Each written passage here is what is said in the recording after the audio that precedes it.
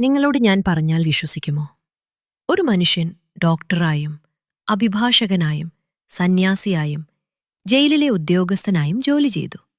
പക്ഷേ അവനിൽ ഇതിലൊന്നിലൊന്നിനും യോഗ്യതയില്ലായിരുന്നു. അവന്റെ പേര് ഫെർഡിനാൻഡ് വാൾഡോ ഡെമാറ ജൂനിയർ. അവനെ ആളുകൾ വിളിച്ചത് ദ ഗ്രേറ്റ് ഇമ്പോസ്റ്റർ, മഹാവ്യാജൻ. 1950കളിൽ കൊറിയൻ യുദ്ധകാലത്ത് അവൻ റോയൽ കനേഡിയൻ നേവിയിൽ ചേർന്നു. പക്ഷെ ഒരു സർജൻ ശസ്ത്രക്രിയ ഡോക്ടറായി നടിച്ച്.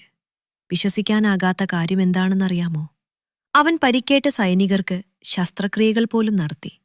മെഡിക്കൽ ഡിഗ്രിയില്ല, ഔദ്യോഗിക പരിശീലനമില്ല. ഉണ്ടായിരുന്നത് ആത്മവിശ്വാസം, ബുദ്ധി, കൂടാതെ ധൈര്യമായ വഞ്ചന.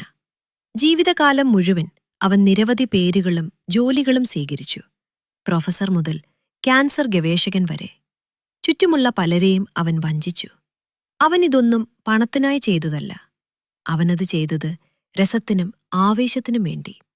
അവനെ അവർ വിളിച്ചു മഹാവ്യാജൻ. നിങ്ങൾ അവനെ വിശ്വസിച്ചേനെ?